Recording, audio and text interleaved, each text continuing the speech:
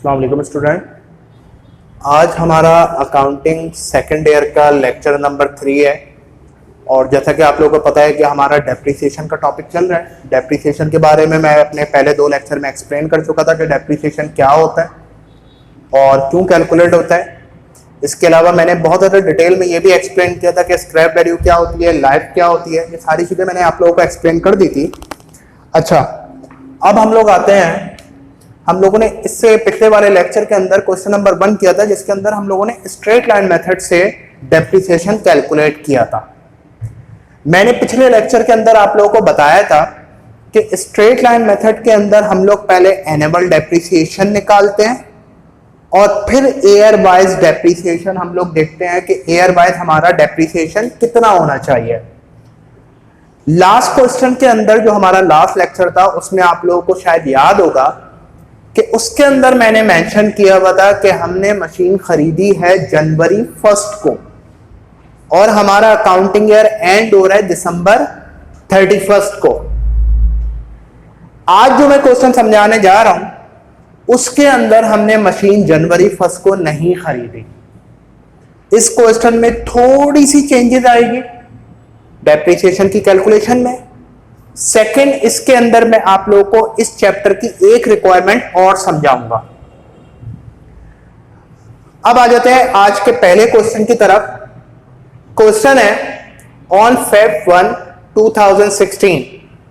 बात जहन में रहे, पिछले लेक्चर के अंदर यहां पे मेंशन था ऑन जनवरी 1। आज यहां पे मेंशन है on Feb 1, 2016। Arsalan & Co. purchased a machine with a cost of rupees 1,50,000। Arsalan & Co. ने मशीन खरीदी है 1,50,000 रुपए की। Having a useful life 12 years। इनके हिसाब से ये मशीन 12 साल चलेगी। And scrap value rupees 30,000। और उसकी स्क्रैप वैल्यू 12 साल बाद जाके अगर वो ये मशीन सेल करने के लिए मार्केट में जाएंगे तो उसकी वैल्यू कितनी लगेगी? 30,000 इन्होंने एस्टिमेट किया है। दोबारा सुनिएगा, Feb 1, 2016 अरसलान एंड को ने मशीन खरीदी 1,50,000 रुपए में जिसकी यूजफुल लाइफ 12 ईयर्स। इनके हिसाब से ये मशीन अंदाजन कितने अरसे चलेगी? 12 साल। और 12 साल बाद जब ये उसको सेल करने के लिए जाएंगे तो इसकी स्क्रैप वैल्यू कितनी लगेगी? 30,000। Accounting year ends on December 31। Accounting year कब एंड होता है? दिसंबर 31 को। अच्छा, एक सवाल और जहन में यहां पे आता है, वो ये आता है, क्या हर क्वेश्चन में अकाउंटिंग ईयर दिसंबर 31 को ही एंड होगा? मैंने लास्ट क्वेश्चन में आप लोगों को बताया था अकाउंटिंग ईयर का मतलब होता है 12 महीने का टाइम पीरियड। अगर आपका अकाउंटिंग ईयर स्टार्ट हुआ है जुलाई 1 को तो वो एंड होगा 12 महीने अगले साल जून में, जून 30 को। तो ये कंडीशन हमें क्वेश्चन के अंदर मेंशन होगी। नॉर्मली जो हमारा अकाउंटिंग ईयर एंड होता है और हमारे क्वेश्चन में भी इसी टाइप की चीज आती है वो दिसंबर 31 को होता है। अब आ जाते हैं रिक्वायरमेंट पे। हमारी रिक्वायरमेंट क्या है? Calculate the depreciation for 2016 and also 2017। Depreciation calculate करना है 2016। याद रहे 2016 इस मशीन का पहला साल है जिस साल खरीदी है। डेप्रिसिएशन कैलकुलेट करना है 2016 का, 2017 का अंडर किस मेथड से? Straight line method. Straight line method से एंड पास एडजस्टिंग एंट्रीज। इसके साथ साथ इसकी एडजस्टिंग एंट्रीज भी बनानी है। ये जो एडजस्टिंग एंट्रीज आई यहां पे, इससे दिमाग एकदम से घूम जाता है। वो क्या है? फर्स्ट ईयर की फाइनेंशियल स्टेटमेंट की तरफ हमारा दिमाग डाइवर्ट होता है। वहां पे एडजस्टिंग एंट्रीज बनानी होती थी, यहां पे भी एडजस्टिंग एंट्रीज। ये बात जहन में रखिएगा। चैप्टर कौन सा है? अकाउंटिंग फॉर फिक्स्ड एसेट्स और डेप्रिसिएशन। इस पूरे चैप्टर में बात किस चीज की हो रही है? डेप्रिसिएशन की। तो एडजस्टिंग एंट्रीज पूरे चैप्टर में सिर्फ डेप्रिसिएशन वाली है। जो हम लोग फर्स्ट ईयर में फाइनेंशियल स्टेटमेंट में एडजस्टिंग एंट्री बनाते थे डेप्रिसिएशन की, इस पूरे चैप्टर के अंदर सिर्फ एक एडजस्टिंग एंट्री है डेप्रिसिएशन की। Depreciation expense debit, allowance for depreciation credit. सिर्फ ये एक एडजस्टिंग एंट्री है, इस पूरे चैप्टर में और कोई एडजस्टिंग एंट्री नहीं है। अब आ जाते हैं अपने सोल्यूशन पे। इंपॉर्टेंट चीज जो इस क्वेश्चन में हमारे दिमाग में रहे, मशीन कब खरीदी? Feb 1 को 2016 को। खरीदी कितने में है? 1,50,000 में। यूजफुल लाइफ, इसकी लाइफ कितनी है? 12 साल। स्क्रैप वैल्यू कितनी है? 30,000। और अकाउंटिंग ईयर कब एंड होता है? दिसंबर 31 को। अब आ जाते हैं रिक्वायरमेंट पे। रिक्वायरमेंट में लिखा हुआ था 2016 और 17 का डेप्रिसिएशन निकाले स्ट्रेट लाइन मेथड से और उसकी एडजस्टिंग एंट्रीज बनाए। सॉल्यूशन, पिछले क्वेश्चन में भी हमने यही किया था, पिछले लेक्चर में भी हम लोगों ने यही किया था कि पहले हमने स्ट्रेट लाइन मेथड से क्या चीज कैलकुलेट की थी? Annual depreciation. मैंने लास्ट लेक्चर में आप लोगों को बताया था कि एनुअल डेप्रिसिएशन का मतलब क्या होता है। एनुअल डेप्रिसिएशन का मतलब होता है 12 मंथ्स का डेप्रिसिएशन, पूरे साल का डेप्रिसिएशन। 12 महीने का डेप्रिसिएशन, उसको एनुअल डेप्रिसिएशन बोलते हैं। Annual depreciation is equals to cost minus scrap value divided by life in years. इस क्वेश्चन में कॉस्ट कितनी गिवन है? 1,50,000 minus scrap value, scrap value यहां पे गिवन है 30,000। यूजफुल लाइफ कितनी है? 12 ईयर्स। 1,50,000 में से 30,000 माइनस किया, 1,20,000 आया आंसर। 1,20,000 को 12 से अगर हमने डिवाइड किया तो हमारा आंसर क्या आ रहा है? 10,000। साइंटिफिक कैलकुलेटर से अगर आप कर रहे हो तो इसको एक साथ अप्लाई मत कीजिएगा, पहले माइनस करके आंसर निकालिएगा, देन उसके बाद उसको 12 से डिवाइड कीजिएगा। मतलब 1,50,000 minus 30,000 is equals to 1,20,000। Screen पे आंसर आ जाएगा, फिर उसको डिवाइड कीजिएगा 12 से तो आपका आंसर आएगा 10,000। 10,000 का मतलब अगर हमारी ये मशीन किसी भी साल पूरे 12 महीने चलेगी तो इसकी फिक्स कितनी वैल्यू डाउन होगी? 10,000 रुपए। अब हमें डेप्रिसिएशन निकालना था 2016 और 17 का। ये पहले हमने मालूम किया एनुअल डेप्रिसिएशन कि 12 महीने के डेप्रिसिएशन की वैल्यू कितनी होनी चाहिए। अब हम आ जाते हैं इस साइड पे, डेप्रिसिएशन फॉर 2016, ये हमारा पहला ईयर है। अच्छा, हमारा जो 12 महीने का डेप्रिसिएशन था वो था 10,000। मैंने अपने पिछले लेक्चर में कहा था कि मंथ्स का मसला आएगा। लास्ट जो क्वेश्चन हम लोगों ने किया था लास्ट लेक्चर में, उसमें मशीन परचेज की थी जनवरी 1 को और अकाउंटिंग ईयर एंड हुआ था दिसंबर 31 को। तो हमारे पूरे 12 महीने का डेप्रिसिएशन हमने निकाला था।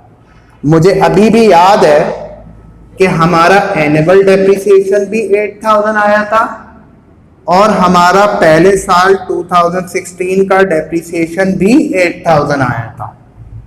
दोनों सेम क्यों आए थे? एनुअल डेप्रिसिएशन 12 महीने का डेप्रिसिएशन था 8,000 और 2016 में मशीन खरीदी जनवरी 1 को थी, अकाउंटिंग ईयर एंड हो रहा था दिसंबर 31 को, तो ये भी पूरा 8,000 ही आ गया था, सेम अमाउंट आए थे। आज के क्वेश्चन में क्या है? मशीन खरीदी है Feb 1 को, अकाउंटिंग ईयर एंड हो रहा है दिसंबर 31 को, यानी कि 2016 में फरवरी से दिसंबर हमारी ये मशीन 12 महीने नहीं चली है बल्कि 11 महीने चली है। फेब से दिसंबर अगर आप काउंट करते हैं तो 11 मंथ्स बनते हैं। 11 महीने मशीन चली है। ये जो डेप्रिसिएशन है एनुअल, ये पूरे 12 महीने का है। तो 2016 में तो मशीन 11 महीने चली है, तो ये वाली वैल्यू तो नहीं आएगी क्योंकि ये तो पूरा एनुअल है, पूरे 12 महीने का डेप्रिसिएशन है। तो 11 मंथ्स का डेप्रिसिएशन कितना होना चाहिए? अब जरा इस साइड पे आते हैं। डेप्रिसिएशन फॉर 2016 हमारा एनुअल डेप्रिसिएशन आया था 10,000, यानी कि पूरे 12 महीने अगर किसी भी साल मशीन चलेगी तो उसकी वैल्यू कितनी गिरेगी? 10,000 रुपए। जबकि 2016 में मशीन चली है 11 महीने, तो हमने पहले यहां पे लिखा 10,000 मल्टीप्लाई बाय कितने मंथ चली है 2016 में? 11, और एक साल में महीने कितने होते हैं? 12। तो 10,000 मल्टीप्लाई बाय 11 डिवाइडेड बाय 12, तो 2016 में हमारी मशीन का डेप्रिसिएशन कितना आ गया? 9167। अच्छा, इसका जो आंसर आ रहा था साइंटिफिक कैलकुलेटर के अंदर वो आ रहा था 9166.66।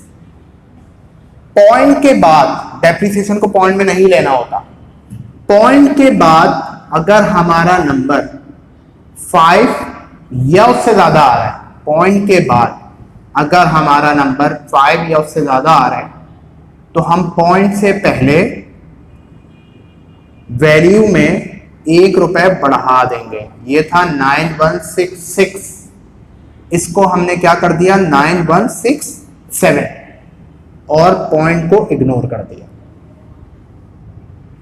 अगर ये हमारा आंसर आ रहा होता 9166.4, पॉइंट के बाद 5 से नीचे का डिजिट है, तो हम इसको यहां पे 9166 ही ले लेते। पॉइंट के बाद 5 या उससे ऊपर का डिजिट है तो 1 रुपए इस वैल्यू में बढ़ा के लिख दें, पॉइंट्स को इग्नोर कर दें। पॉइंट के बाद 5 से नीचे का डिजिट है तो पॉइंट से पहले वाली वैल्यू एज इट इज लिख दें और पॉइंट को फिर भी इग्नोर कर दें। अच्छा, तो ये चीज हमारे पास आ गई। पहले साल का डेप्रिसिएशन 2016 का हमारा आ गया 9167। अब आ जाते हैं 2017 के डेप्रिसिएशन की तरफ। 16 क्वेश्चन के हिसाब से हमने देखा कि मशीन कितने महीने चली है, 11 महीने, तो ये तो आ गया 11 महीने का डेप्रिसिएशन। 17 दूसरा साल है, सेकंड ईयर है। सेकंड ईयर में हम हमेशा ये एज्यूम करेंगे कि ये मशीन हमारे पास पूरे 12 महीने चली है। हम लोग अपने घर पे भी देखते हैं, मिसाल के तौर पे अगर कोई चीज मैंने Feb 1 2018 को खरीदी थी तो 2018 में वो मशीन मेरे पास 11 महीने चली। वो मशीन अब तक मेरे पास है, फर्ज करें वो मशीन अब तक मेरे पास है, मैंने कब खरीदी थी Feb 1 2018 को, तो 2018 में तो 11 महीने चली, 19 में पूरे 12 महीने मेरे पास रही है। कैसे? अभी तक मेरे पास है तो इसका मतलब ये 19 में पूरे साल रही, तो 19 दूसरे साल मेरे पास पूरे 12 महीने चली है, तो 16 में 11 महीने चली, 17 दूसरा साल है तो ये मशीन हमारे पास पूरे साल रही होगी, और पूरे 12 महीने चली तो पूरे 12 महीने का डेप्रिसिएशन फिक्स कितना आएगा 10,000। मैंने अभी बताया था कि अगर ये मशीन हमारे पास पूरे 12 महीने चलेगी तो इसकी फिक्स कितनी वैल्यू डाउन होगी 10,000। तो पहले साल मंथ्स का मसला था तो वैल्यू कम डाउन हुई, दूसरे साल हमने ये एज्यूम किया और हमेशा हमें यही एज्यूम करना है कि पूरे साल चली होगी तो पूरे साल का डेप्रिसिएशन कितना आएगा 10,000।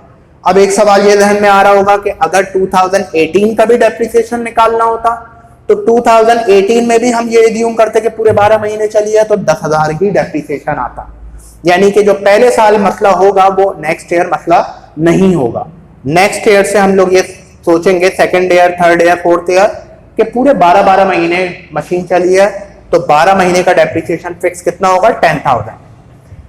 अब इसकी पहली रिक्वायरमेंट क्या थी कि डेप्रिसिएशन कैलकुलेट करें 16 और 17 का स्ट्रेट लाइन मेथड से, ये हमने कर लिया। एंड पास एडजस्टिंग एंट्रीज, और इसकी एडजस्टिंग एंट्रीज बनाए। लेक्चर के अभी मिड में या लेक्चर के स्टार्टिंग में मैंने आप लोगों को बताया था कि इस पूरे चैप्टर के अंदर एडजस्टिंग एंट्री सिर्फ एक है, डेप्रिसिएशन की एडजस्टिंग एंट्री। डेप्रिसिएशन की एडजस्टिंग एंट्री जरा फर्स्ट ईयर की तरफ जाते हैं। फर्स्ट ईयर में डेप्रिसिएशन की एडजस्टिंग एंट्री क्या बनती थी? Depreciation expense debit, allowance for depreciation credit. वही एडजस्टिंग एंट्री यहां पे बनेगी। डेप्रिसिएशन हम लोग निकाल चुके हैं।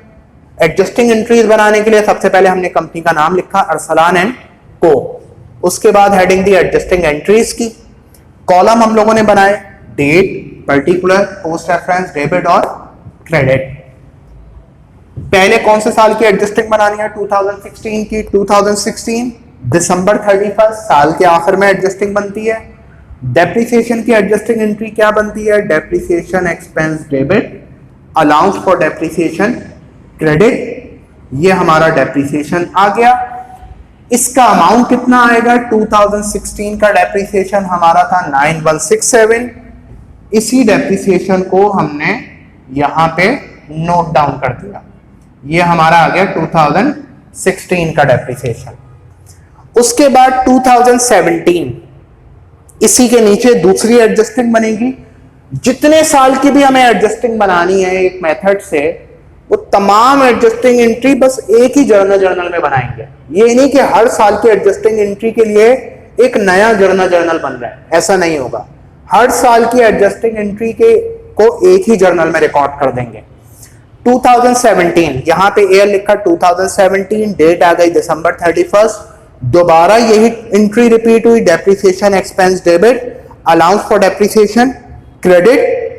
इसमें अमाउंट कितना आएगा 2017 का, इसमें अमाउंट आ जाएगा 2017 का डेप्रिसिएशन का अमाउंट हमारा यहाँ पे कितना नोट डाउन हुआ पता है 10,000, ये अमाउंट हमारा यहाँ पे आ गया।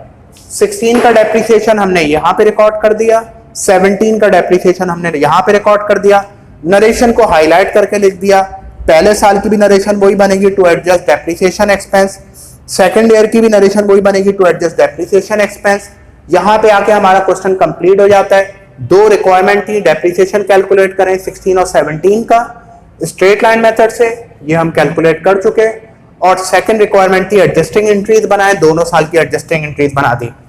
नेक्स्ट लेक्चर में इंशाल्लाह ताला फिर हम दूसरे मेथड्स की तरफ आएंगे। इसके बाद मेरी प्लानिंग ये है कि मैं यूनिट प्रोडक्शन और वर्किंग आवर कराऊंगा और लास्ट में डिमिनिशिंग बैलेंस मेथड की तरफ आएंगे। तो इंशाल्लाह लेक्चर नंबर 4 में हम वर्किंग आवर और यूनिट प्रोडक्शन को देखेंगे। उस लेक्चर में फिर आपसे हमारी मुलाकात होगी।